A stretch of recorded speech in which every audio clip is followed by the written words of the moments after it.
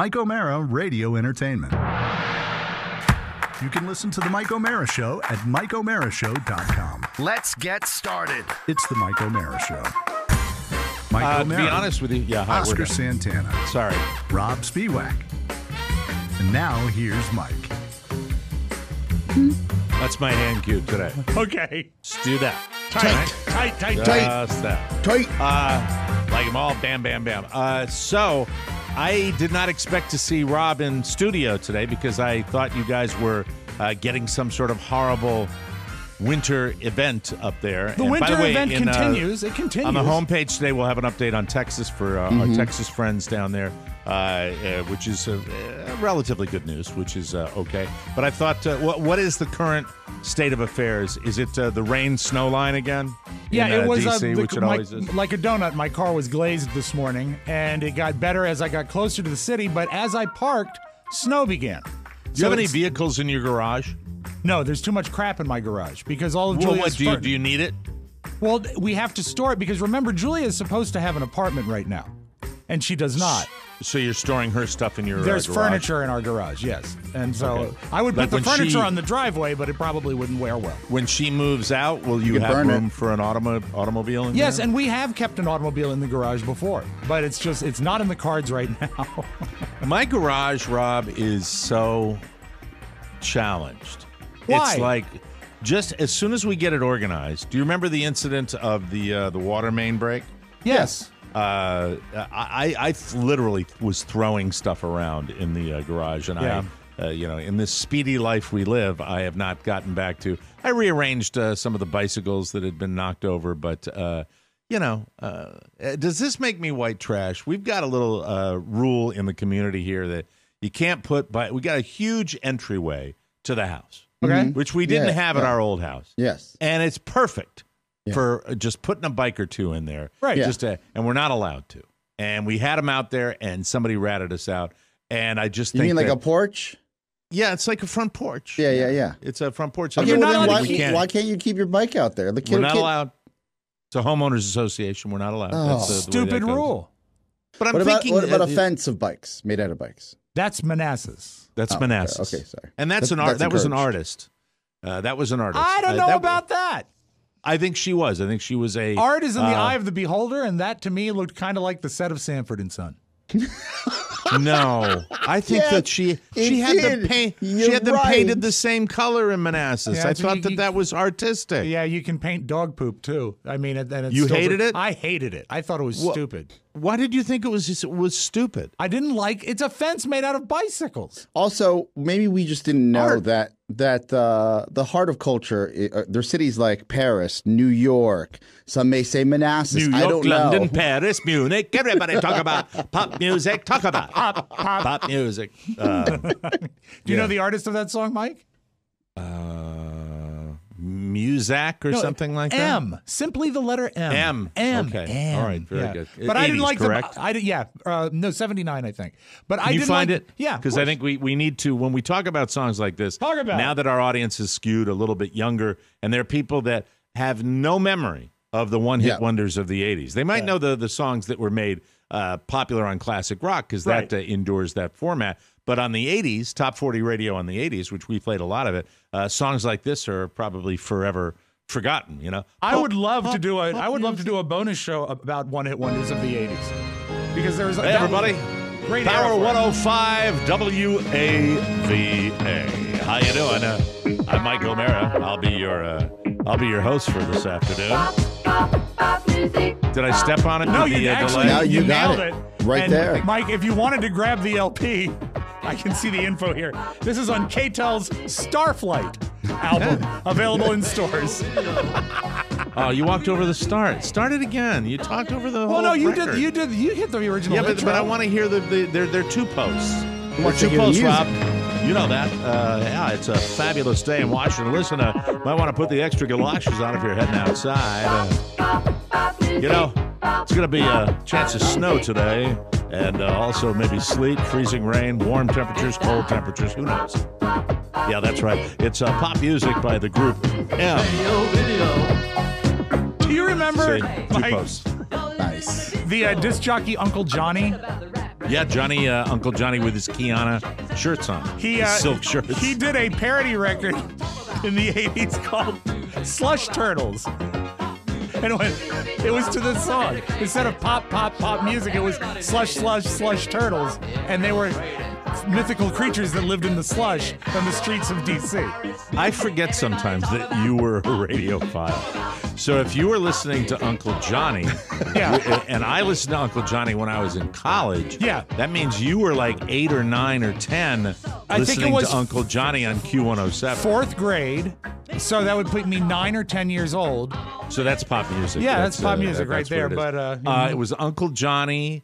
It was Dude and Doug in the morning. Dude and Doug, followed by Elliot and Woodside. In the right, was it Elliot and Woodside? Good morning. Hi. Jim Elliott and Scott Woodside on Q107. Hi. And Uncle Johnny. I'm trying to think who the other disc jockeys Do you were. remember? Was it you had a comic on your refrigerator that had like a crying child? It had a crying child that said, the mother is consoling the child standing at the kitchen table. It says, "Don't worry, son. I remember when I met my first disc jockey." That was my reaction when I saw a picture. No, when I saw my first disc jockey. That was my reaction when I saw my cousin's autographed picture of Uncle Johnny. I said, "That's what he looks like." But to this day, one of the greatest radio, if not the greatest radio commercial that ever existed, and I think it was nationally produced, so I believe it was used for other radio stations, but I could be wrong. It's a gorgeous model with almost like a Farrah Fawcett look. Exactly. And a close-up of her, and she's lip-syncing to the DJs. And it was absolutely spectacular. That was the last vestige. When you grew up with DJs and you had these guys that were larger than life and just were so good at the patter and what they did, and it was so much fun to listen to. I really would love that to come back. I'd love to have those guys come back. It'll never be there again because it's a different world. Probably but they would. I sound like an old man now. No, but it's probably Ocean City. It's the only place you'll ever find something like that. Like it Batman. was so DJ Batman. Yeah, I mean. Yeah, DJ Batman. DJ Batman. It's quite excellent. No, DJ Batman's not a radio DJ of any. Mike, that spot I remember clearly, and it's on YouTube because I've looked it up. And they called it. I think they called her the Mouth, and she was great because at that time she did for other radio stations, right? L.A., D.C., New York. But at that time, Q107 had this. Their logo. For the top of the hour had a laser in it. It was a great laser. Yeah. What did she do with her mouth for the laser? She like fluttered her lips, and it was incredibly And it so she was it was hot. There was never a better look up Q107. What's the girl? I think called? It's called the Mouth. The Mouth. The Mouth. It's absolutely. You know what? This is worth. And you know what, Mike? How about this? It is 35 years later, and we're still talking about it. That's an ad. That's a commercial. What did we do on WAVA? We work with a chimp. You know what I mean? But also, you have to know that for Q107, that's what's known as the Christopher Cross effect, because they didn't show Christopher Cross on his album because they were scared that people didn't like the way he would look. So for this spot, they didn't show the DJs. You heard the DJs and saw a beautiful woman. Oh, I've seen this. Yeah, I remember this as a kid. Yeah. Mm-hmm. Yeah, so I found it right here. I don't know if I can play it, but I can play the video for you guys. Sure. Hold on. Oh, that's her. Mm-hmm. Absolutely. Oh, there she. Yeah, hold that up, Oscar, so people can see it. There you go. There's her mouth. All right, I'm gonna bring it up here, and we'll see if that comes up there. I know we got the talking head coming later. I'm going to show you something right on cue. Q107 with at least 3 commercial-free hours coming up right on cue. Q107. Hey, Jude. She does the lips to the music. $1,000. Q107 with Uncle Johnny. We got some good time rock and roll on the cue. Less commercials, more music. Q107. She does her tongue. Yeah. She didn't do her lips. She does her tongue for the sting. Really, really cool. Super cool. There she is. Hard to see that, but that's too much that is light on very, that. very, What's very great, cool. Mike, that girl that's in that spot, she's now 92 years old. You can make her out here. Oh, you can make her out here, right? Yeah, hold on. It's the angle. It's the angle. It's the angle. It's the angle. Too many lights. It's a remarkable radio station. That's it. And then she just smiles. It's a remarkable radio station. So good. Absolutely the best. Yeah. I don't know You how the hell called we it though. got on How that did you subject. remember the Farrah Fawcett? That hair is perfect. Oh, it burns Because in it your mind. made because that's why we're able to talk about it now, because it was that cool a commercial, and it's a throwback. And Q107 was the station in Washington before I got on the new kid in town, which was WAVA, which was Power 105, and there were was pretenders the to the throne. There was B106. Which would there was eventually B106 that tried to WJFK. It was the same that facility. turned into WJFK, and radio was fun back then. It was and there was a television, era. but you remember there was also WMAL commercials with Andy Ockershausen walking around talking to all the talent of WMAL. we found his savant moment, haven't we? He's now bringing up things that are in his brain that have never left. Oh, this is from the 1950s. Well, no, but growing up around my grandparents, WMAL was the station because that was before the initial death of AM radio, and it was the definition of a full-service radio station. So I'm curious WMAL because was you a big didn't deal. drive. You weren't driving in this, Right. and that's when I almost exclusively my radio content was consumed in the car. Mm-hmm. That's when I would listen to other radio stations, and that's when I still listen to radio when I'm in the car. Right. So I'm curious. Being a kid that didn't drive, did you have the radio? How did you consume radio? We were a radio family. I woke up to radio. That was my alarm. There was a radio in the kitchen. A lot of people were watching the Today Show in the morning, but Right. we had the radio on. And so we had a radio in the kitchen. And then, of course, you'd listen to the radio after school. And, But I mean, so you'd come home and turn on the radio? Is that what it was? I did homework That's by cool. the radio. That's why Very, when very you'd cool. work in the fields, you'd take a radio out there. Well, that was different. Well, I mean, you don't want to confuse it with the radio. That was the that's- radio they did to keep the crows away. It's Got it, raccoons, got it. Mike. Raccoons. Oh, raccoons. But when I wasn't working in the fields, and I love how you phrase that, Oscar. When I was working in the fields, No shame in hard work. but when I was tending the vegetable stand, there was always a radio there. Always a radio. And Okay, all right. So I didn't know that. I didn't know that's how you got into. That's how you became a radiophile, and you're still kind of a radiophile. I right? don't listen to the radio anymore. There's nothing to hear. But Who did you listen to besides us in the afternoon? Who did you listen to? Anybody else besides the Don and Mike show in the afternoon? Well, back then it was Don and Mike in the morning. Oh, that's right, Don and Mike in the morning on WAVA. But when I we did a listened. I would morning listen. show. Pretty much, you could rip the knob off, man. I was an all-day WAVA guy, and this is not blowing smoke and not trying to Rip the knob off. Not trying That to means restate- when you rip the knob off, you can't listen to anything else. You don't want to restate something that has been said, but that was an era in from 85 to 89 when I was in high school that on WAVA they created such excitement throughout the day. It wasn't that you wanted to listen. You were afraid not to listen because you might miss something. They had contesting throughout the day that related day part to day part to day part. Yeah, Every that's right. jock was a great personality, but with a different tone. And so when I was working in the fields and then tending the stand, 6 a.m. to 6 p.m., I would have WAVA on somehow. And I'd be listening Well, to it. and little things that change, and that's why, getting back to the weather here, when there would be a weather system where you would hang by the radio. Yes. And when I grew up, the person that told us we weren't going to have school was the guy on the radio. There were no phone calls. There was not a phone tree. It was long before the internet, and I will tell you, it was the moments of crushing disappointment. This is where I think I honed and refined my lack of patience. Okay. Because I would be sitting there and they would go through the list. And Glastonbury, which was my hometown public schools, it would just be, he'd run through. And once he got past the G's, I'm like, I remember looking at my mom going, is he even going to mention us? Not even 2 hours late? What is the deal? And of course, the older I got, the worse I was. This is where little Mike became Big Mike. Yeah. This is where the transition occurred. It's like, what's the deal? I mean, that we're going to slide to school. It's ridiculous, Mom. I think it was my sophomore year of high school is when I gamed the system, and I somehow, through lots of trial and error, figured out the direct dial number to the WMAL newsroom, and I would call and ask for Bud Steele, who was the news director at WMAL, and say, what are the closings tomorrow? And I remember we had a great blizzard 10th grade, where schools were closed. Little Rob calling the news director guy. at the #1 station in Washington. Hello. It's that little fart calling me again. But hasn't he hit puberty yet? We had like 7 days of school closed in a row, but we were still able to get around. So we were like, I think we're hanging at Chris Roper's house, and we said, "Is there going to be school tomorrow?" I said, "I'll find out."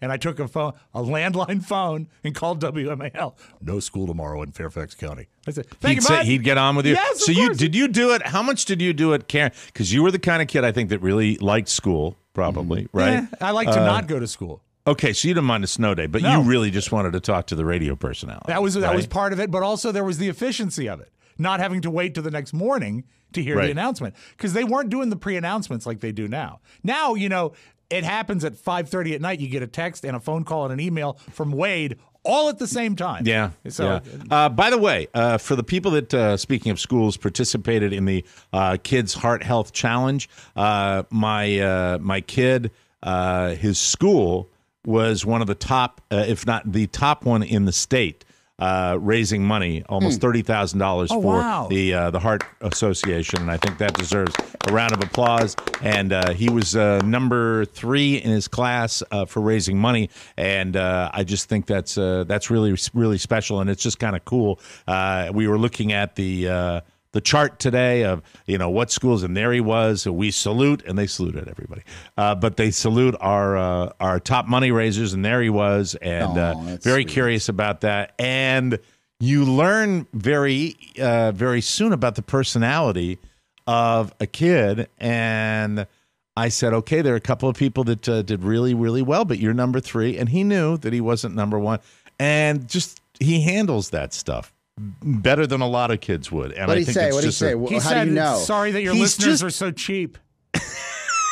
He's just a chill. You jerk. He's a chill little guy. No, that's awesome. But he goes, "I'll get him next year," or yeah. I did. Like I said, "We'll get him next year. Next year, we'll shoot for number 1, buddy." Yeah. But you're there. You are on the top 3. Way to go! And look at all the money you raised for people with heart problems and kids. It's really terrific what your school did, and I just love his attitude. He's got a very good attitude. Did he put his little hand on your leg and say, "Pop, I want to help you too," like something sweet like that? He didn't do that, Oscar. Ass. But I will tell you what he did. Oscar, can you zoom your shot in a little bit? You're a little too far away. I actually like it this way, because when you go high def, Mike, I watched it yesterday. Yes. Maddie hates me. She wants me to look like I'm 500 pounds. But I can't don't look like when that. we're doing a 3-shot, I can't see you that well. Jesus I can't. Christ. I need you to be where the camera. I am vain enough to do this. Vain guy. Can you zoom and Rob, in, please, Mr. you could bring your shot in, or good luck, up, buddy. or something. Up. Well, I feel like I'm looking at your shelf instead of your head. There you go. Yeah, there you go. Maybe a little tighter. A little tighter on Rob. That'd be great. Don't mess Thank with you, mine, Maddie. Maddie. I got a controller. Speaking of your son and actually hearts, we didn't How talk. far away he is? He's in Cleveland. That's fine. Maddie Masiello, you're the video director. Matt, let's talk to our video director, since we've tweaked our cameras and we've tweaked our video setup. Maddie. Yes. Would you agree that our 3-shot now would not necessarily be uniform, correct? I would agree. I will say the 3-shot isn't being put out to the world, so it really just affects the two of you. But I would say I did have a tighter shot on Oscar, but once he starts messing with the camera, I generally just kind of do what he says. Just let me see your pretty face a little bit so I can see you a little bit. Go tight. Let's see the mustache. That works for Carla, not me. What are you concerned? What are you concerned Because if I about? zoom in on this feed, not your feed, this feed goes to, for those of you that really hate me, go to YouTube from yesterday. When I was nice what and was tight. your problem? You look fine. I don't even think about your appearance. What, Mike, are you worried about looking too fat? Fat. And I'm not that I look fat. fat. We all look fat. But you guys are used to it. No, but I'm you know not. what? This If is new all to of me. us look fat, probably people think it's something wrong with their computer. I've completely lost my train of thought now. I have lost I my was train gonna of thought. ask What you- the hell was I talking about? Little Michael saying, "I want to save you, Pop." Right. Too. So he was okay. Sweet. Getting back to that, and little Michael has, of late, it's a dad when you were a kid, you were a kid.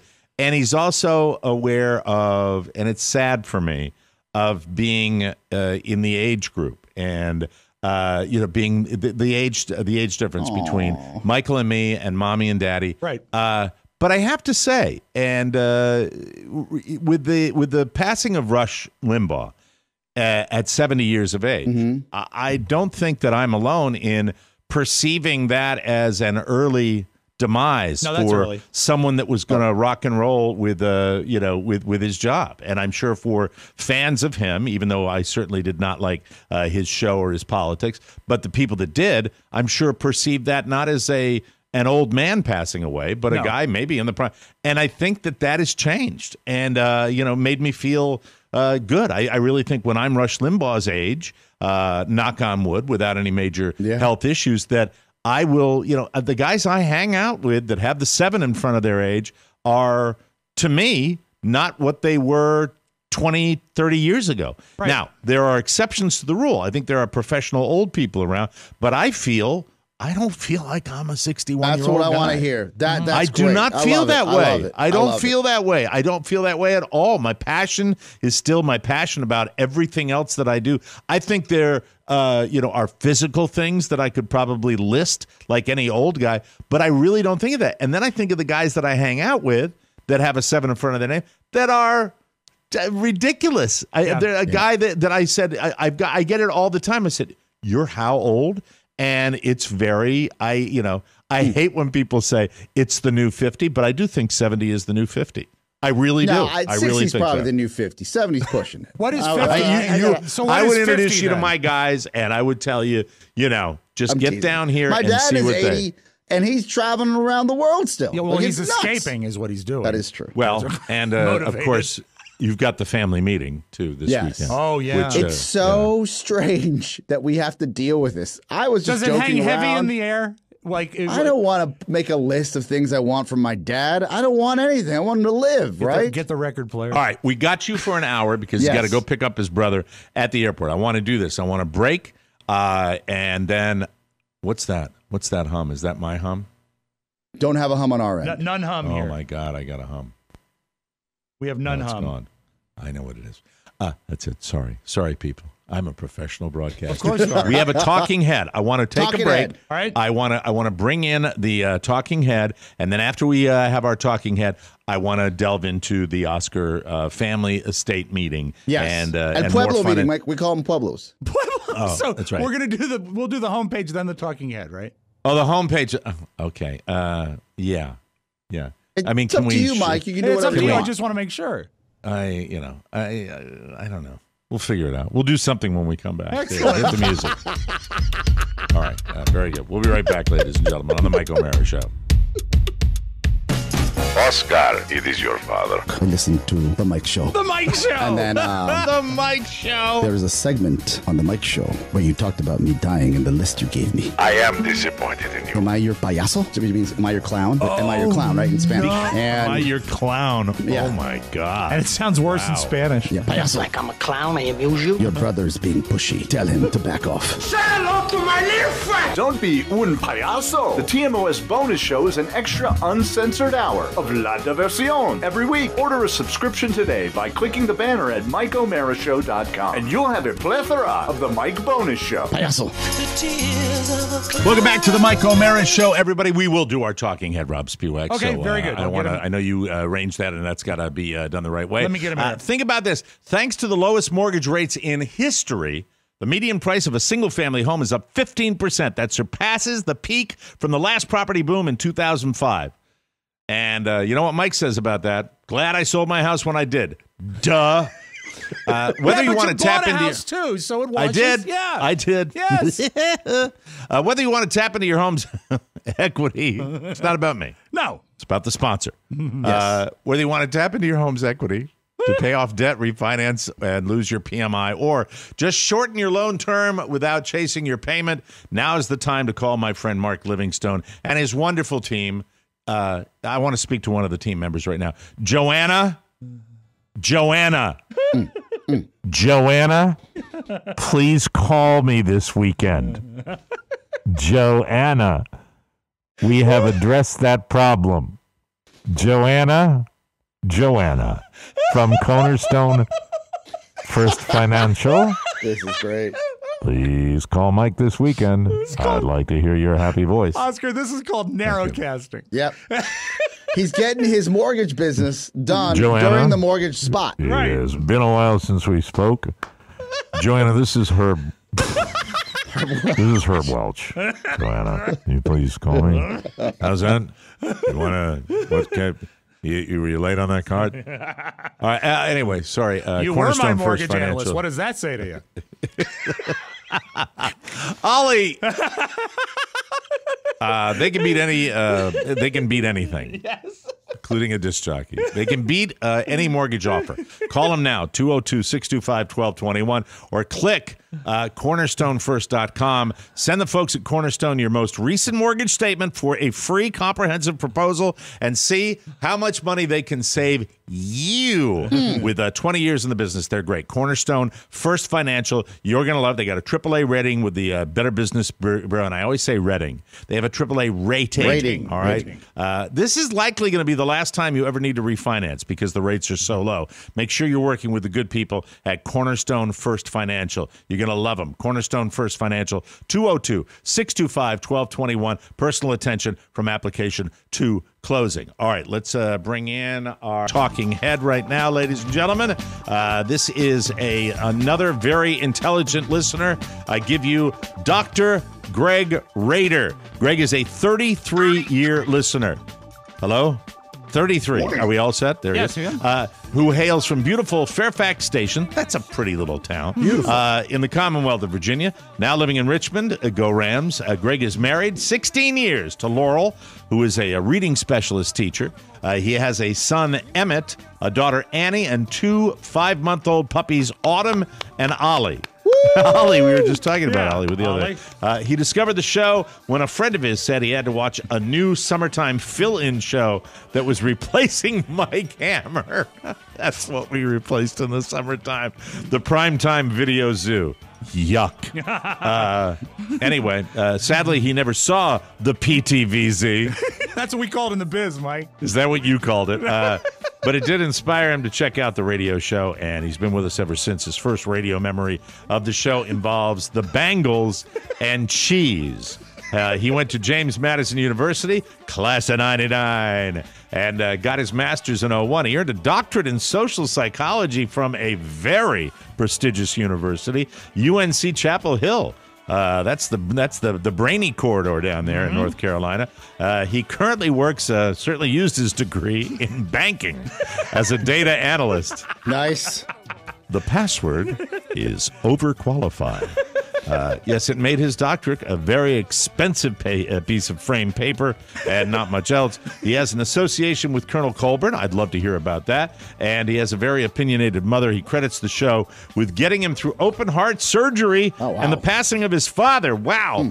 His biggest fear of COVID was that it would make TMOS cease to broadcast. It did not. He is a TMOS patron, God bless him, and a TMOS merch junkie. His favorite part of the show is our personal stories. But even more so, Greg loves Mike's impressions, especially local ones like Mayor Marion Barry. I just go on the metro station. I'm dead, by the way. I know. I'm in the happy hunting ground, as they call it. I've gone to a version of Davy Jones' locker. I've shaken off the earthly coil. I'm deceased. No longer. This is an ex-mayor. Sorry, shaking off the mortal coil. It's not the, and the Metro guy, which is the same as Marion Barry, so he likes both those type of boom, boom. Next stop, Farragut with Chinatown. Boom, boom. I'm like a trained rabbit. I'll do, or a monkey. Since he is a doctor in social psychology, and this is what I think I might want to start with, he can offer psychological opinions on all of us on the show. Thank you, Jesus. Let's bring him in right now. This is Dr. Gregory Rader. Dr. Greg Rader. Hi, Greg. How are you? Doctor, it's nice to have you on the show. Whoa. From PhD in psychology to banking analyst. How does that happen, sir? Yes. So as I was finishing up grad school, I knew that I really didn't want to go into academia if at all possible, and the odds were very low that I would be able to get a role there anyways. As I could probably get a job related to that in the DC area where there's a whole bunch of jobs. Like I know the CIA hires people with my background, and that would have been really sexy. But You might find this possible to understand, but I did not want to end up back in the DC area, if at all possible. I can certainly understand that. Yes, I know what you're talking about. Yes, sir. Well, the banking analyst, any occupation from truck driver all the way through president of the United States would probably have a psychology background would be beneficial, I would imagine, right? Yeah, I mean, that's true. It certainly got me my foot in the door, and then over time moved on to different jobs with my company, but yeah, it was definitely a foot in the door, and it's still, my education carries with it a lot of good knowledge about things like relationships and how to make for a happy relationship and sort of how to navigate your day-to-day. So it still was certainly a worthwhile experience. Did you trick them into hiring you? I did not. Okay, no. Just checking. Rob would use a psychology. You'd use a psychology degree for evil, Rob. These are not the droids you're looking let's for. Do half days. They're more productive. Look, I'm so glad that this is one of my favorite segments because everybody brings something else to the table right here. But at the very end, it says I can't get by with a doctorate in sociology, social psychology. I would love you to starting with Oscar, moving to Rob, and then to yours truly. I would love you to do a brief analysis for everybody on the show because maybe it'll help us. Yes, I have no idea. If you feel like doing that, would you mind doing that for us? That would be great. Just surface level, Well, let me begin by saying it's a common misconception that psychologists can just sort of know a few things about someone and nail their personality, but sure, I'm happy to give it a shot. But I have to interrupt you there, Greg, and tell you that, we're not talking about meeting somebody for the first time or having an interview on a couch. Yeah. You know us because you have been listening since the days of the worst television show in history, the Primetime Video Zoo. And so I would imagine that by listening to us for years, the body of work. Even if you are just somebody, look, opinions and doctorates are like a-holes. That's the way I look at it. So listening to us... Because they say is opinions... it doctors or psychologists? That's doctorates aren't like a-holes because everyone's got yeah, not opinions, though. Everybody's got an opinion on our personality. Yeah. Dive right in, Greg. Go ahead. Okay, Start with the guy from Bolivia. Sure. So, I think with Oscar's obviously very motivated to be successful, whether that's, fame or make money or things like that. Of course, in psychology, it's always about nature or nurture. Is it, caused by your environment or were you born this way? So with Oscar, I really am curious, is he so driven because it seems like all the other siblings in his family are so successful? Or is it because, Oscar's trying to keep up with all the achievements of his family members? That's a great question. Yeah. Oh. Sounds like the same thing, doesn't it, Rob? Doesn't he just say the same? All right, well, go ahead, Oscar. I'll let you answer. Well, I think it started at an early age, and Doctor, I don't know if you've dealt with this before, but I was beaten as a child. So that'll get your motor going. That'll get your motor going. That's nurture. So fear of corporal punishment is what drives fear you, Oscar? Of disappointment. Because when you're a kid these days, these soft butterfly days that we live in now, you don't really have the fear of getting the beat down from your parents. You have the fear of disappointing them. If you can disappoint them and get beat down, that's double punishment. So that's true, yeah. It gets your motor going. Yeah, I'd probably be more driven if I was beaten because I did fear disappointing my parents. But that's what it is. So it's physical violence. That's really what it comes probably down not to. healthy. I'm broken inside, but I sure can work really hard. Greg, let's move on to Rob Spivak because I want to. No. You know what? Do me now. Excuse me. How many times have you said that? Analyze me, and then we'll get to Rob. Because Rob's the one that I want to get the most information on as far as... But what would you say listening to me? I certainly talk about the intergovernment an awful lot on the show, but I'd be interesting what you have to say about this. Yeah, well, Mike, I think with you, it's very interesting that I feel like, in your early 20s, you experienced a tremendous amount of success and adulation and things like that with your morning zoo days. And I think you were really, really, at the top of the heap there. And I think with I am curious about sort of what there are very few people that get that level of praise and adulation and things like that. It's okay, Mike. No. Go ahead. If I can translate, just briefly, if I can translate, Mike, when you peaked in your 20s. That's right. It's a long, slow slope. Yeah. So what's the second part of that? Well, I was going to say, with very, very few celebrities, they stay on top forever. Sort of everyone sort of eventually comes down to earth, and so I do wonder sort of what that does to a person, how they sort of deal with not being quite as outwardly successful as they were at one time in their life. It might be the same way, Greg, as getting a $4 million degree and then working in a bank. Oh, son, nap. Oh, I'm sorry. I'm sorry. I snapped. I'm very sorry. Doctor. Sorry for Mike. That's right. That's spot on. So again, that's nurture. So I have to ask you, Doc, and we hate to put you on the spot here, but what would your point be about my? You're saying that where do you think that leaves me psychologically after all this? Oh, well, to paraphrase that post on the fan club earlier this week, Mike, I'm not your effing therapist. Oh my God! Wow.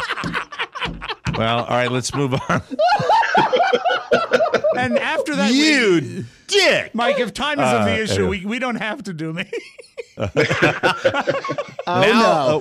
think after his analysis of me that it's going to be okay for you. All right. Let's get over to Rob Spiewak, Greg, and what do you think? What do you think of our Rob Spiewak over here? Yeah, I mean, Rob, I'll almost see as like the opposite of Oscar. So Rob wants to do well, cares a lot about doing well, but I think he'd sort of rather stop and smell the roses than than kill himself trying to make a few more bucks. So he's a man after my own heart of, again, like wants to put in the work, but isn't, it's more important to spend time with your family and enjoy life than simply try and achieve success at all costs. Well, to echo what Mike said, I guess my family is a job at a bank and my career is a doctorate. That's right. But as you say, a man after your own heart, I'm really not insulting you. I'm just lining up with you. Wow.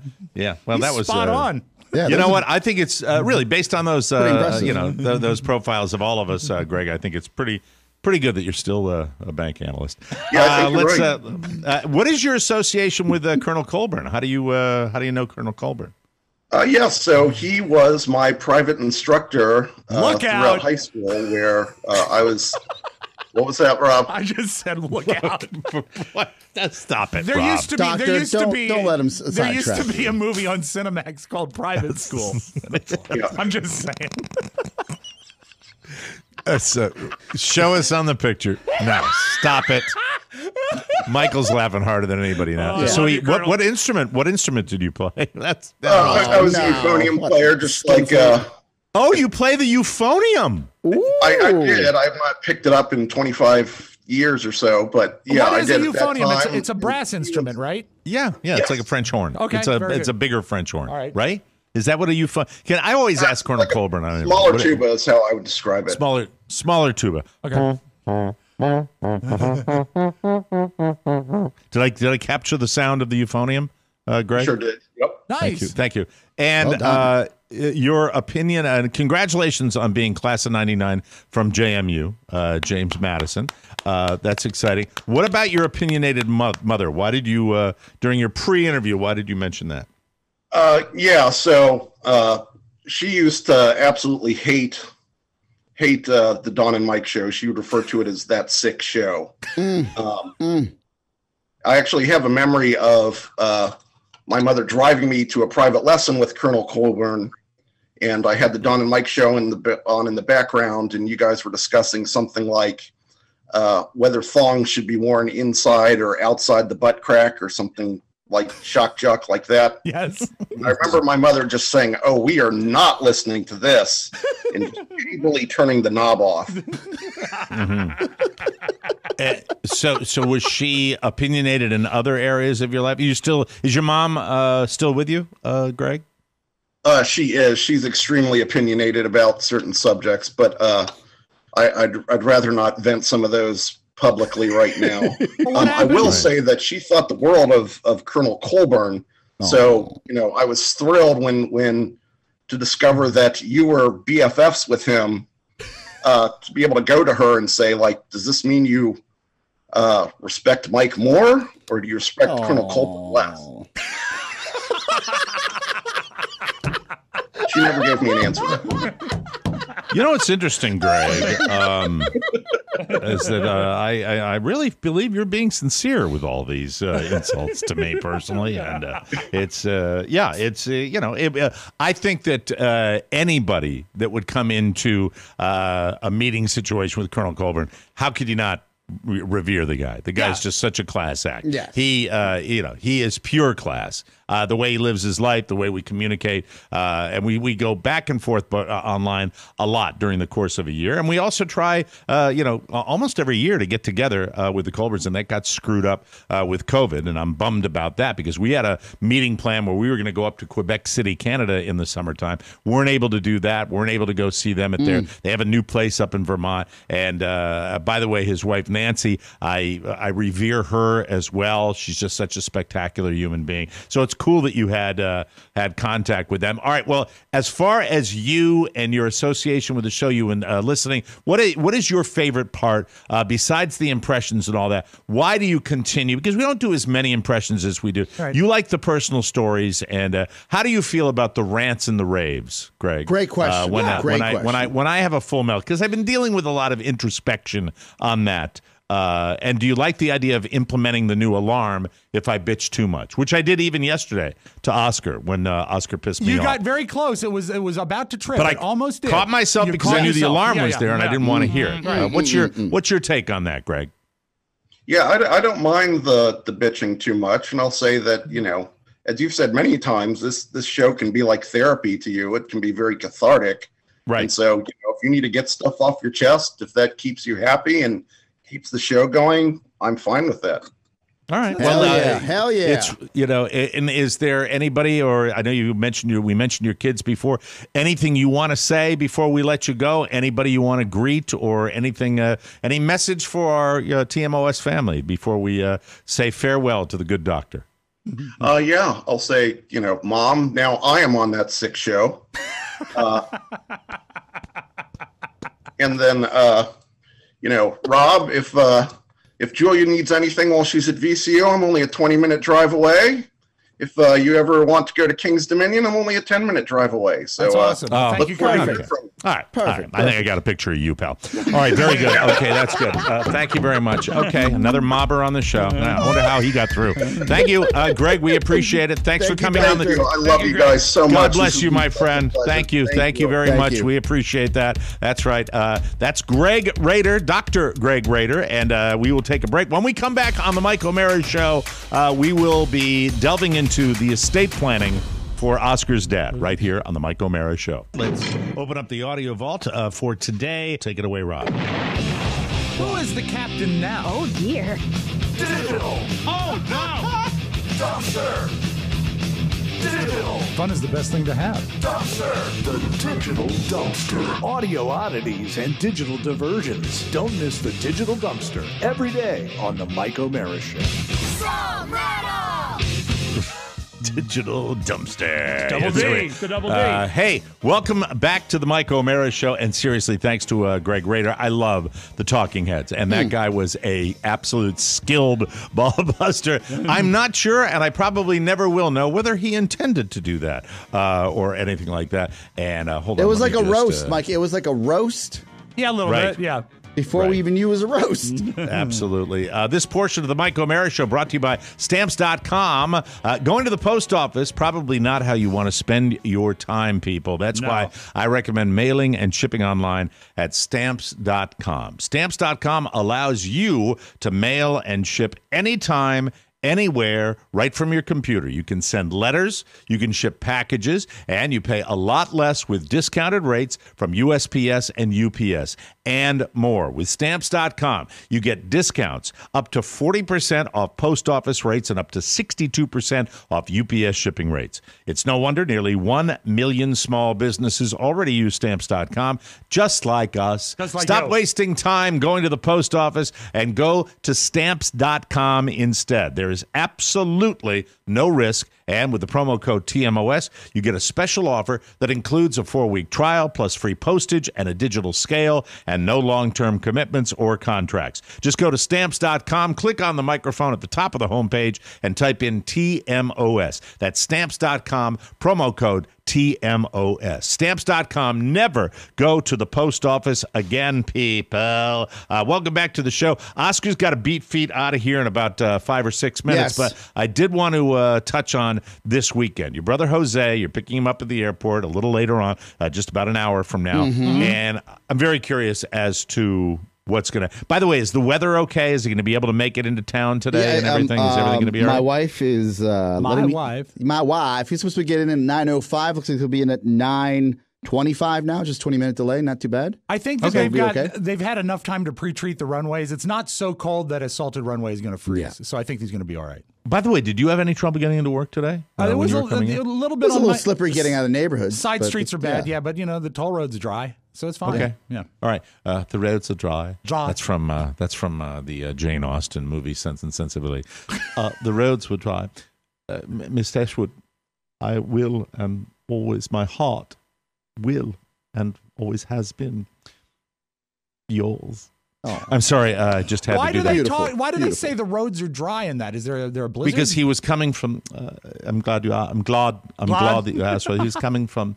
He's coming from London. Oh, okay. To the country, and of course they did not have pavement. They did not have pavement. So when he said the roads were dry, that would indicate that with dirt roads and wheels of the carriages, I understand that the wagon that they wheels were taken from London. If the roads were wet, that would of course cause pitting and pothole. Well, is not the mud loathsome? It's loathsome, and they also said in the same thing when the carriage pulled up to the social event of the summer. She said, "Be careful, girls! The horses have been here," which means the horse took a. There was scat. I'll get to you in a second. Let's see. He's only here for a few more minutes. Okay. Yes. All right. So what's going on? My brother's vaccinated. He's got the double dose. He's a doctor on the front lines. He's going to land. We still got to take him to same-day testing right away. Get the antigen test. Being overcautious with dealing with your elderly parents. My parents. Mm-hmm. Now, are they still doing the same-day testing at the Hudson News there at National? No, I'm driving him to the one in Georgetown. Okay, so it's not in the airport. I was just double checking. And then, would you like a ham and cheese sandwich and to get tested? And Life magazine. Thank you. He'll drop me off at work, move on with life. He'll take my, our car, go down to see my parents, and then drive back and pick us up, and then drive us back to our parents' house. Long day for him. It's you and Jose, your mom and dad. Yeah. This weekend, family meeting. You're staying over there tonight? No, because we have Rob and I will talk about this later, but we have a charity event tomorrow that I already had on the calendar weeks ago. Are you going to the Torpedo Factory again? Yeah. At 1 p.m., let me tell you. It's a virtual thing. It'll be an hour. Well, why do you have to go if it's a virtual thing? I think they want to see us there with the art together. We got to be on set with the art. Yeah. So it's just going to be you guys and not the whole big crowd now? Right. It's going to happen? It's all done. Actually, it's we'll talk about it on Monday after we do it, but they've actually computerized the whole thing. So a 6-hour event will take 1 hour. 1 hour. What was did you do it was last year like the last event that you did? Yes. And the world shut down. Because we were talking last year about how I had a charity event. This is the time of year where they do this kind of stuff with that. So it'll be you, Jose, staying through Sunday? Is that when he goes back on Sunday? At 8 a.m. Sunday morning. So Saturday is the day you sit down with mama y papa, and you are going to and everybody's on board with this meeting, or my mom's not part of the meeting. It's men, no women.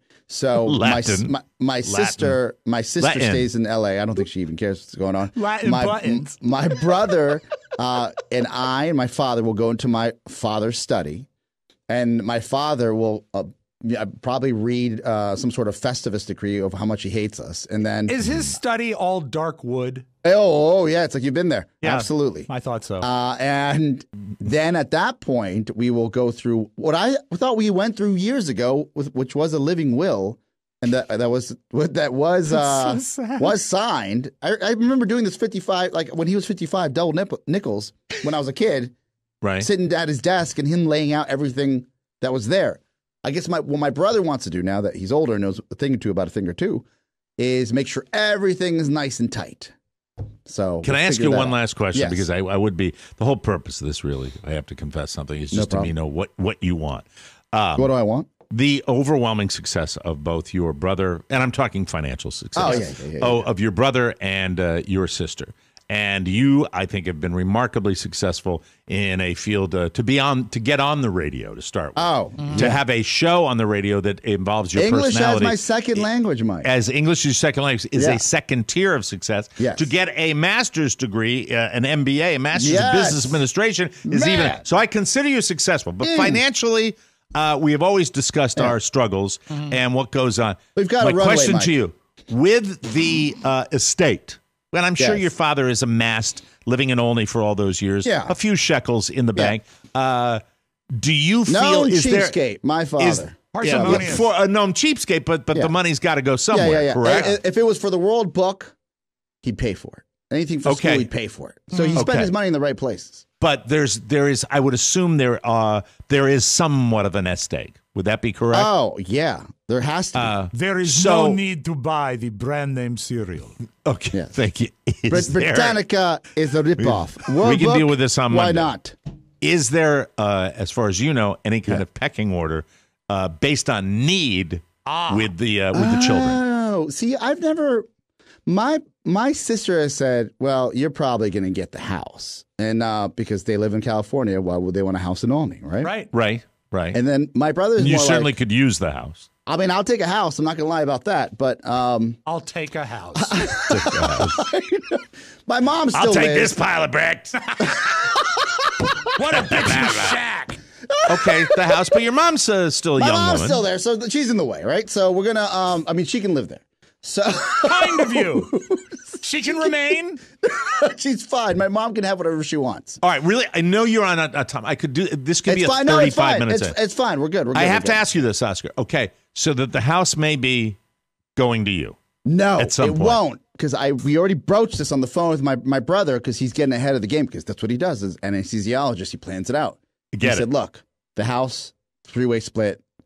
It goes to mom first, and then it comes to us 3-way split." And I was like, "Okay." And a part of me didn't die inside. Meaning bastards. that you have to sell it and then split the money. That's what. Well, you could probably live in it, right? Would they let you live in it? I could. Yeah, for 4 months a year. They're coming back. It's got a beautiful view of Cashel Road. And the house obviously has appreciated significantly in value. Yeah. God bless him. I have to ask you, Oscar, it is not your entire childhood, but it is your childhood home. Do you have an emotional attachment to that house? No. Everybody would.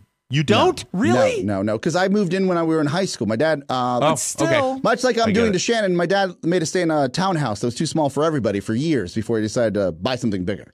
So all right. So that's nurture. Everything's basically going to be divvied up among the three. Yes. The three siblings. The only thing I honestly want that I think that I could probably get, and this is no shtick, is my father's desk. That's all I want. You know, you're like me. All right. You're That's like all I me. You want. know what? I believe you with all of my heart That's because all I you're, want. and Rob's the same way. I mean, it really comes down to, I remember getting, there was a little bit of money in my mom's accounts, and I remember getting it. My sister and I getting an inheritance. I could not believe that she had managed to do that. Yeah. It was not a lot of money, but it was still made me cry, and because I never even gave it a second thought. Yeah. We all feel the same way about our mom and dad. You know, nothing. If it's if there's nothing left and they can be around for longer, that's I'll what take truly that. matters. And I literally sit behind Big Daddy's desk at home. That's my desk. That's crazy. That's so neat, Oscar. And if there is if nobody shows interest in the place in Argentina, that might be nice as well. Oh, I forgot Argentina. I still want to lobby for a show down there. Argentina. Could we do a show in Argentina someday? Could we do a show in Argentina possibly That'd be ever? great. Could Yeah. it be ever possible to go down to South America? Yeah, It's the only country in post-vaccines. South America I really want that's at the top of the list. I would love to go down there and tell all the people not to cry for me. We can't take him. He's going to We embarrass can't. us. He'll He's stay gonna back embarrass us. here because he's such a Well, dope. I'll run the board. I'll run the board. Yeah. No, but I didn't care about that. Yeah. I really didn't care about money or anything. I cared about my parents. Even in my 20s when I was successful. Greg. Anyway, thank you. We got to get out of here. Safe travels to the airport. We'll come back with the homepage right here on the Mike O'Mara Show. Everybody, we'll be right back. Thank you. Hello, everybody. This is Bob Barker. And yes, I'm still alive. When I was hosting The Price is Right from Television City in Hollywood, we played a lot of pricing games. Barker's Bargain Bar, Hole in One, Punch a Bunch, Grocery Game, Golden Road, Plinko, and of course the lamest one of all, the bonus game. I hated the bonus game. If you want a good bonus, why not try the Mike O'Mara Bonus Show? It's a commercial-free, uncensored 6 hour of TMOS every week. Blah, blah, blah. I like when they say bad words. That's how much it meant to me. You can buy it at MikeO'MaraShow.com. It's a fun way to support TMOS. Thank you. And don't forget to help control the internet population. Have your podcasters spayed or neutered. Goodbye, everybody. Thank you, Bob. Welcome. Hey, Bob. Welcome back. Hey, Bob. I love when you throw it Bob. to yourself and then you thank yourself. Thank you, Bob. Appreciate that. A long time ago in an apartment in Southern California, 2 college dropouts teamed up to create a watch company that broke all the rules. That watch company was called Movement. They have fair prices, unexpected colors, and clean, original designs. Movement, that's MVMT, grew into one of the fastest growing watch brands, shipping to over 160 countries across the globe. Movement watches have the look and the quality of a $400 to $500 watch, but cost a fraction of that because they own their process from start to finish. We all have our Movement watches. They're fantastic. Now Movement has expanded into blue light glasses, minimalist jewelry, and style essentials that don't break the bank, and they are all designed out of their California headquarters. It really helps with eye strain and poor sleeping patterns. And I love the modern style of the frames at Movement. Remember that, MVMT, all right? If you want to elevate your look with style that doesn't break the bank, then join the Movement and get 15% off today with free shipping and free returns by going to mvmt.com/TMOS. Again, that's mvmt.com/TMOS for Movement, and we appreciate it, Bob Barker. This is the homepage. The homepage, that's right. We got to get to it today. You guys did not get the weather that you were expected to get earlier in the week. They totally blew it again. They have not gotten one winter event right this year. Well, one of the cool things for our friends in Texas is that many of the millions of Texans who lost power for days after a deadly winter blast overwhelmed the electrical grid have now gotten it back. But the crisis was far from over in parts of the South, with many people lacking safe drinking water. You've got this ridiculous cold wave that came through, the cold front, in areas that just don't get them. And it's the weather extremes that many scientists will tell you come from climate change, and you've got people that are dealing with stuff they've never had to deal with. I went through an ice storm up in New England one time, had frozen pipes, know what it's like. I was looking at the pictures last night where they had this ceiling fan at what appeared to be an apartment complex, and you saw the icicles hanging off of it, and people are freaked out. They're boiling snow and trying to do other things just to get drinking water, running out of food. It's been a nightmare. About 325,000 homes and businesses remain without power in Texas on Thursday. That's down from about 3 million a day earlier, though utility officials said limited rollbacks and rolling blackouts were still possible. Absolutely a nightmare situation. It's horrible. And, we were talking about, the 60 is the new 70. And how we're all getting older. You think back, these are places where the infrastructure is 100 years old. Yeah. Those pipes are 100, 120 years old. And again, really not suited for these temperatures because things have changed. Well, and that's a little good news out of Texas, and I really do hope that they will look ahead. A NASA rover, this is finally good news, landed on Mars. Mars on Thursday, yesterday, completing an epic journey that could bring back evidence that life existed on the red planet. Ground controllers, I love watching the video when they're successful. They raise their hands up in the air. They were cheering. It was cheering for triumph and relief at the same time. It was awesome. I know you love it. I actually pulled a couple pieces of audio. Would you like to hear the moment that it landed? Because love it's a pretty to hear cool moment. By the way, it's called Perseverance, and it touched down on Mars. And then I'll tell you what the head of the show said. It's great. Touchdown confirmed. Perseverance safely on the surface of Mars, ready to begin seeking the sands of past life. There it is. Wow, we got it. Wow. This is so exciting. The team is beside themselves. It's so surreal. I can't imagine the sigh of relief when something like that goes down. That's crazy. It does not get the attention that it should. It does not get the spotlighted attention that it should. It really does still, even though it's amazing. And the graphics that show the Perseverance, the rover that's landing, they're so good. I had a problem. I'm yelling at my wife. I'm going, is that video or is that a simulation? I couldn't tell what I was looking at. Thomas Zurbuchen, Zurbuchen. It's Zurbuchen. Zurbuchen. It's pronounced Smith. He's NASA's science mission chief. He said, "Now, this is a cool quote. Now the amazing science begins." I love that. Which is very, very cool that this is going to happen. And I can't wait to see what the deal is. The NFL is apparently in the process of developing different helmets for each position.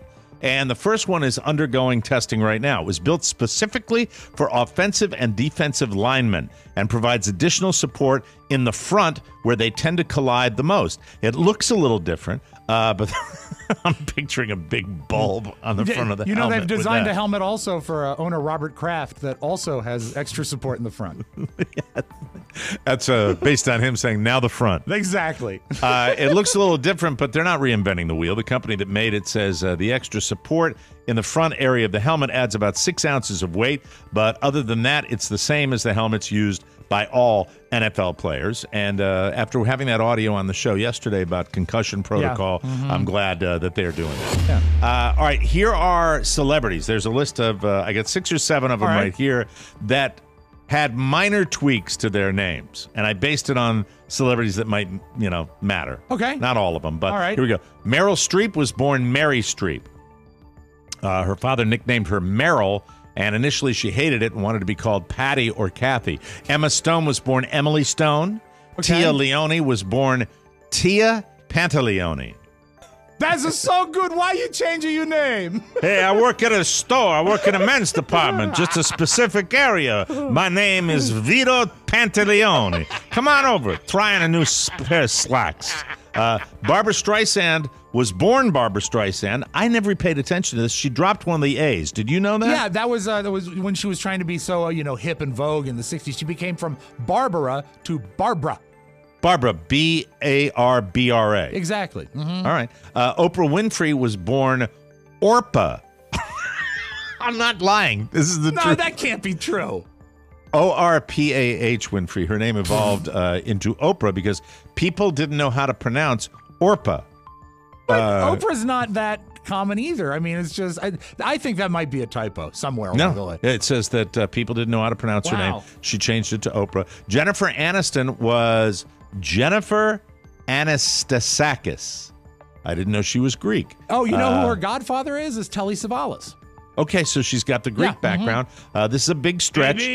That was her father's last name, Anastasakis. But his family anglicized it when they moved to the U.S. from Greece when he was 2. And I guess he changed it to Aniston. All right. Sigourney Weaver was born Susan Weaver. She changed her name to Sigourney when she was 14 after reading The Great Gatsby. Is there a Sigourney in The Great Gatsby? I don't recall one, but I guess there is, yeah. She also hated being called Susie. So I thought that was interesting. I like her. Great showbiz family.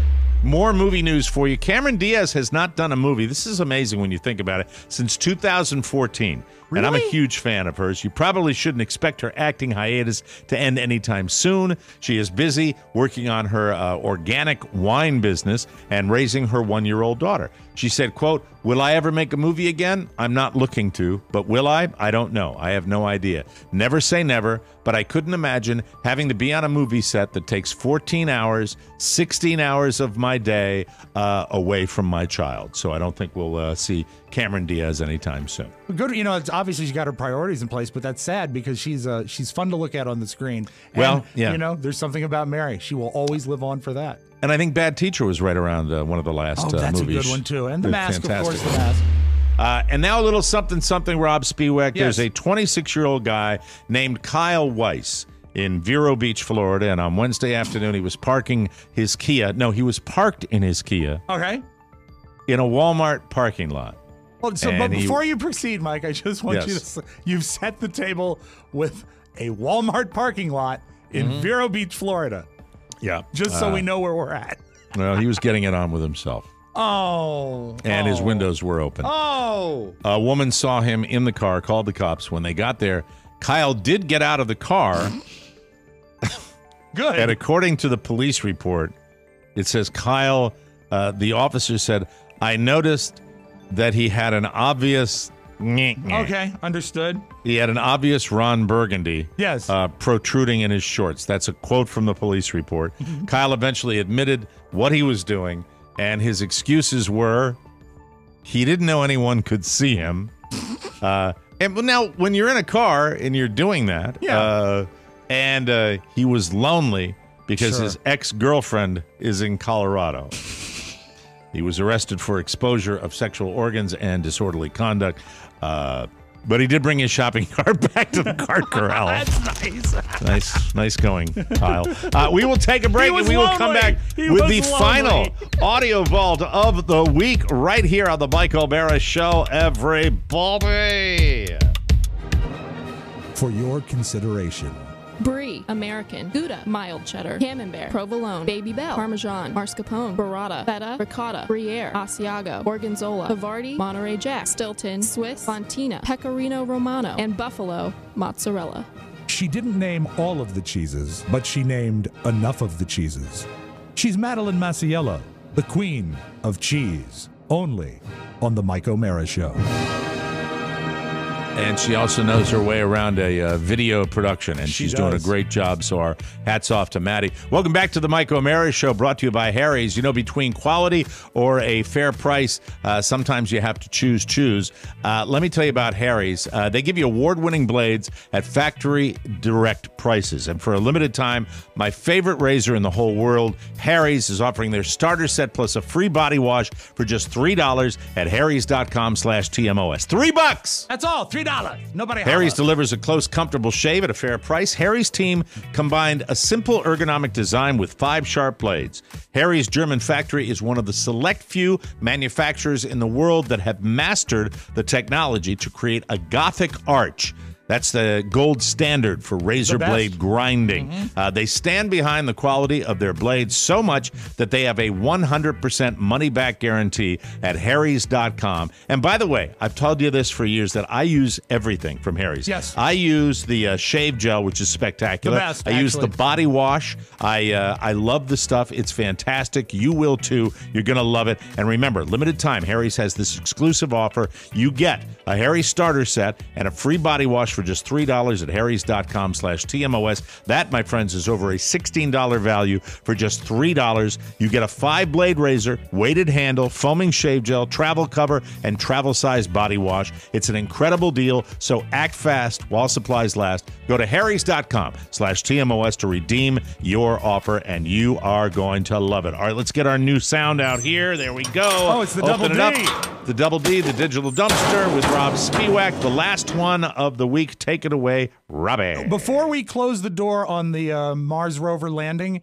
I did notice this yesterday on CNN. They interviewed an administrator. His name was Steve Jurczyk, and he kind of sounds like he might be on the Californians. This mission also has technology on it. One of the cool things is the Ingenuity helicopter, and also use it as a scout 4 future rover missions. That So will be funny. an amazing mission, the first round trip to Mars and back, and bringing those samples cached by Perseverance back to Earth to examine with state-of-the-art equipment in our laboratories here on Earth. Mike, literally a rocket scientist. They are in Palo Alto, are they not? That's where they are? Yeah. What are you doing here? Look when at are that. you going to get moon samples back? Mars. That is so California. The Californians. The Californians. Way to go to the people out in Palo Alto. So I cool. love this story. I can't wait to see the pictures come back. Mike, we talked earlier in the show, actually, we come full circle about effective advertising. We talked about that Q107 commercial, and thanks to this guy, he passed away yesterday, sadly. We, to this day, remember the rating of a movie called Disorderlies. Because Rated PG. One of the... wait a minute. Wait, hold on. I know what they are. Disorderlies. I forgot the name of the group. Mike, it's Prince Marky D of the Fat Boys. The Fat Boys. Has passed at age 52. And you know what? I'll cop to this. I loved this song. I can remember in high school playing it and singing it with my friends. They were like the African-American version of the Beastie Boys. Yeah, I think they predated the Beastie Boys a little bit. So the Beastie Boys stole their...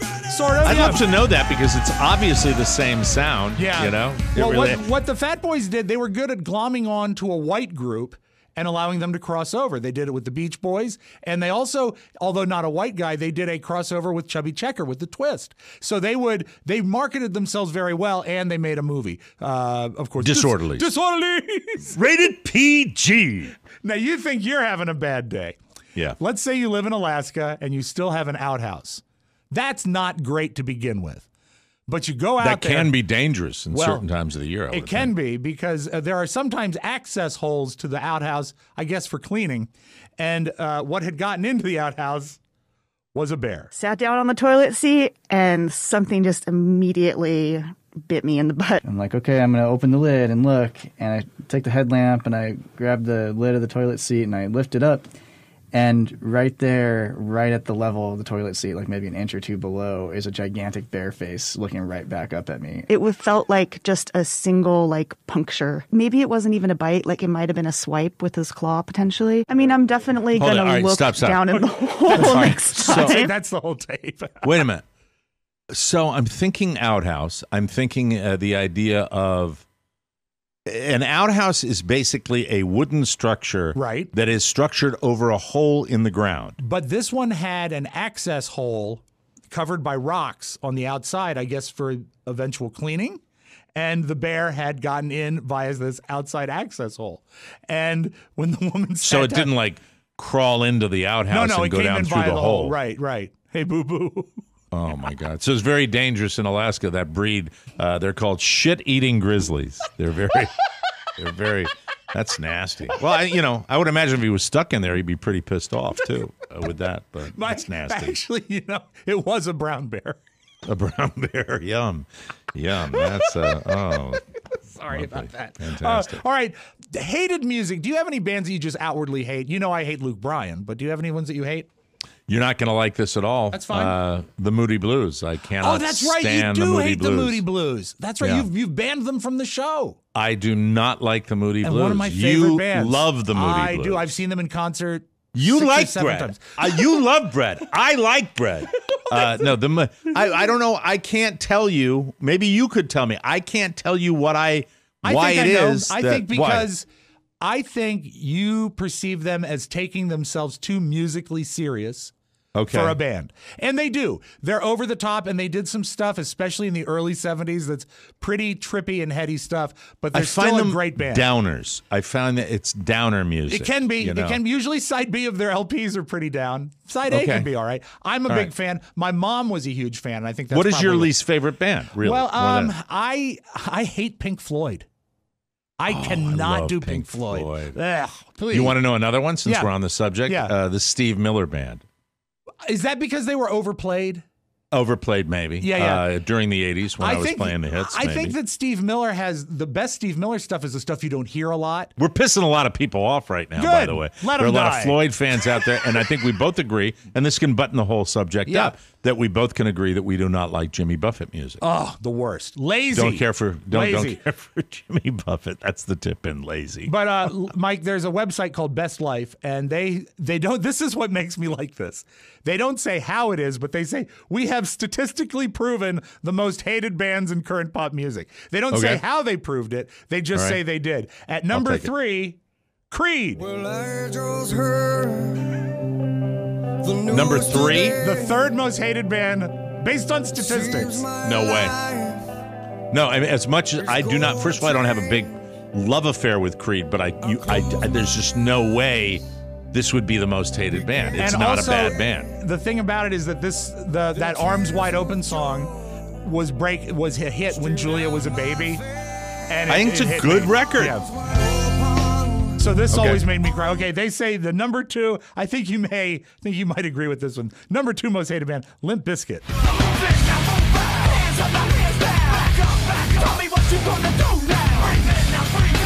All right. Doesn't offer a lot, does it? You know how I feel about Limp Bizkit? I really don't even putting them on any kind of list. That's giving them too much credit. Is giving them too much credit. Even if it's a hated list, I'm with you. You know what I mean? Yeah. You should have maybe 5 hit records if you're going to be on a list like that, and they don't. So that's the way I look Mike, at that. at number 1, a band that has literally become a punchline. The most hated band, proven by statistics, Nickelback. This is how you remind me of what I really am. This is how you remind me. Let me tell you, my take on the list is that it's relatively a young list. Oh, so let's ask Maddie. Maddie, how do you weigh in on those 3 bands as being hated? The only one I really know is Nickelback, which obviously, yes, you're supposed to hate Nickelback.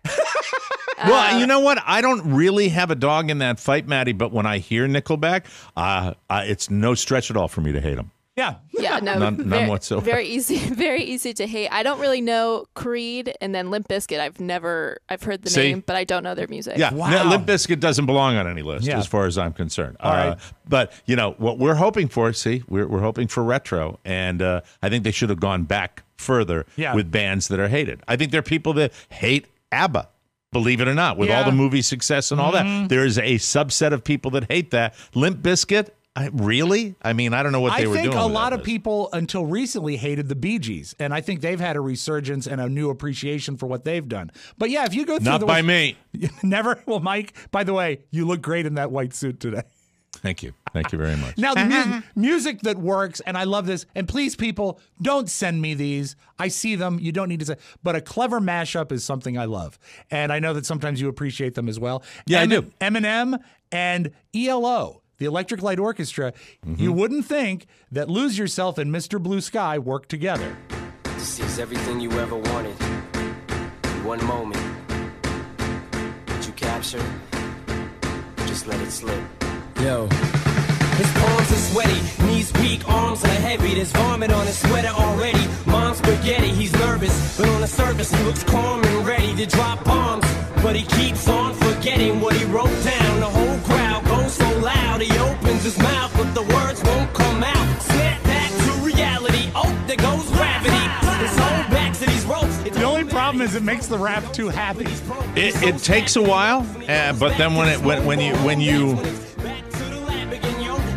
you dive into it, Eminem is such a talent. Oh, he is. And ELO musically is so spectacular. Oh, the best, yeah. It's just, do I think it's the best mashup I've ever heard? Not even close, but the idea of marrying those two bands, pretty good stuff. I don't mind Eminem at all. I really admire the people that have the musical wherewithal to hear something that will work and make it work. I think that's really brilliant. Yeah, and by the way, Eminem for me, it just the older I get, the more I like him. So. Today's final tape on the Digital Dumpster, I actually chose for Maddie because she loves that show, The Bachelor. And this was viral and it was trending yesterday. There's a comedian, her name is Caitlin Riley, and she says this is every contestant on the show, The Bachelor. Chad and I had an amazing day today. After this, we're going to sit down and have a picnic where hopefully we can get closer and talk about our past childhood traumas.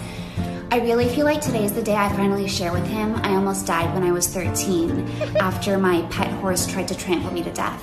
And then my parents had to sell it. Other than that, I feel like Chad and I are in a really good place. We have a lot in common. We love guacamole. So I think that he's the one. What do you think, Maddie? Is that pretty dead on? Pretty dead on. I love that the Bachelor's name was Chad. Chad. That's your Chad. magic audio. That's your digital dumpster. Damn it. You've done it every day this week. Get help for it. I know. Anyway, maybe caught it that time. Caught it. Change is hard for Rob Spiewak. That's it. We got to get out of here. Have a great weekend, everybody. And we will be back with brand new shows starting Monday. Thank you for all the feedback this week. We truly appreciate that. For Ponyboy Matt Bloom, Maddie Masiello, Oscar Santana, Rob Spiewak, this is Mike O'Mara saying have a fabulous weekend. Be safe, and we'll see you Monday. Bye-bye, everybody. Ciao, ciao. Want more? Make sure you check out the Mike O'Mara Bonus Show. Get it at MikeO'MaraShow.com. Mike O'Mara Radio Entertainment. Good job. Ooh, that's a bingo. Oh, good for you.